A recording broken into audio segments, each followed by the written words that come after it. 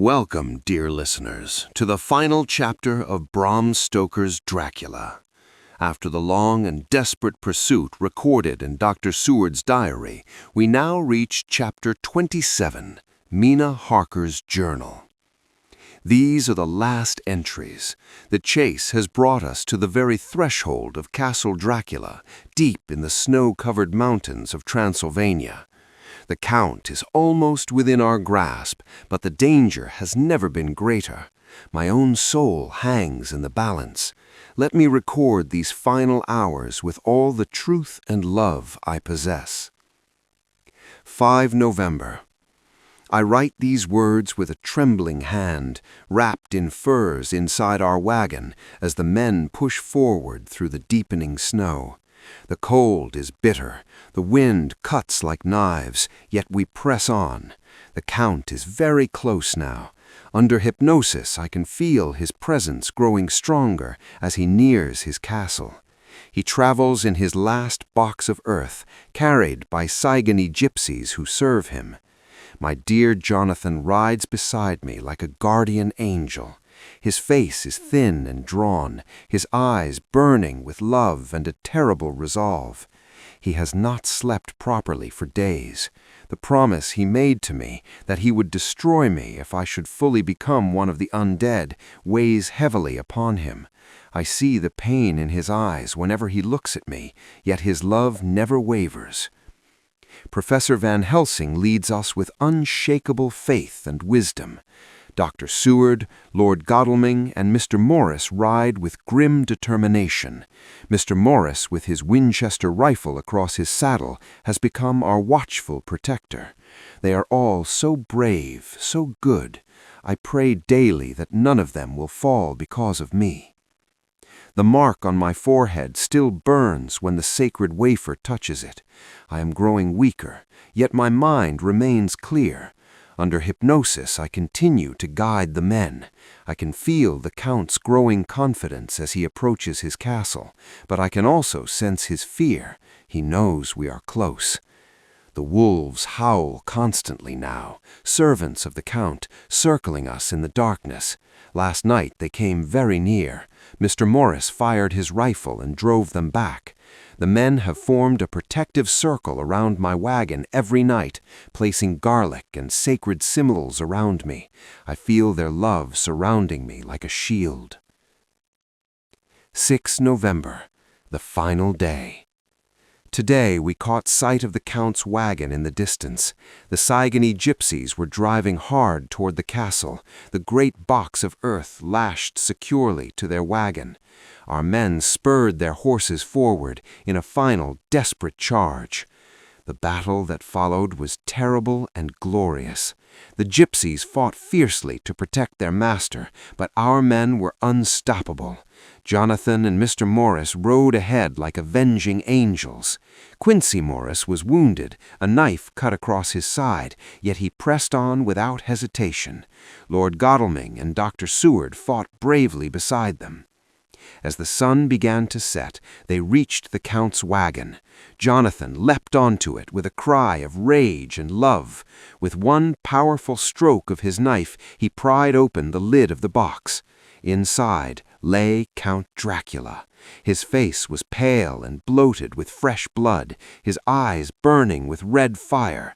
For one moment he looked at Jonathan with pure hatred. Then Jonathan struck. With a strength born of love and vengeance, my husband drove his knife deep into the Count's throat.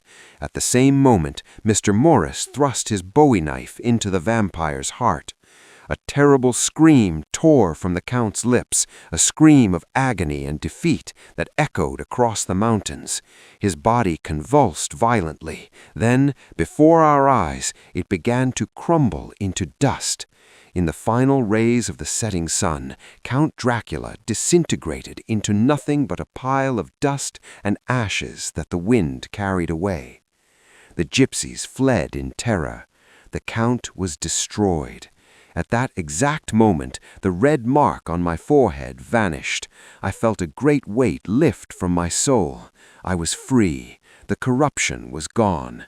I wept with joy and relief as Jonathan rushed to my side and took me in his arms. 7 November. Epilogue. We have returned to England, though the journey home was long and difficult. Mr. Morris died from the wound he received in the final battle. His last words were, "I am only too happy to have been of service." We buried him with honor in a quiet spot. He gave his life for us all, and we will never forget his courage. The rest of us have survived.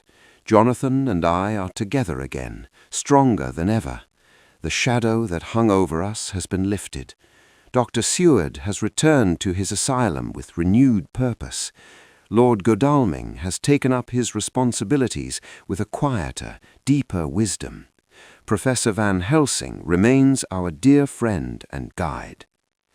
We have all read through the complete record of our adventure, the journals, letters, and phonograph cylinders.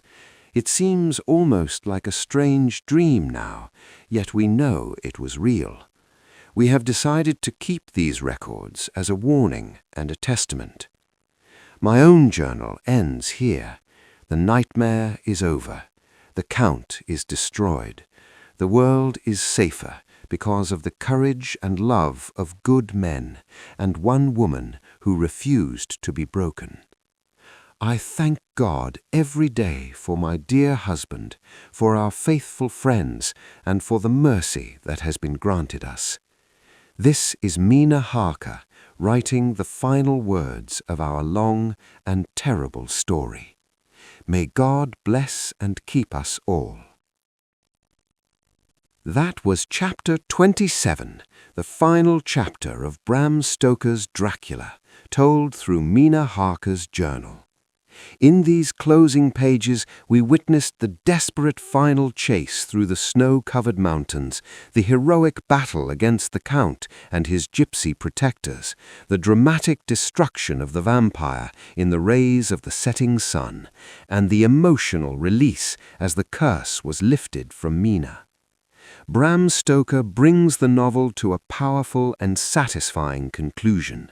The forces of love, courage, faith, and friendship triumph over ancient evil. Sacrifices were made, particularly the noble death of Quincy Morris, but the victory is complete. Mina is restored. Jonathan's love and vengeance have been fulfilled. The fellowship has succeeded where so many others would have failed. Thank you for journeying with us through all 27 chapters of this immortal Gothic masterpiece, from Jonathan's arrival at Castle Dracula to the final destruction of the Count in the shadow of his own fortress. We have walked through terror, love, despair, and ultimate triumph together. If this final chapter moved you, brought tears to your eyes, or left you with a sense of profound catharsis, please like, subscribe, and ring the bell. Share this series with fellow lovers of classic horror and Gothic literature. The story is finished, but the warning remains. Until next time, may the sun always rise before the darkness can claim you, and may love and courage always prove stronger than fear. Good night, dear listeners. Sleep safely.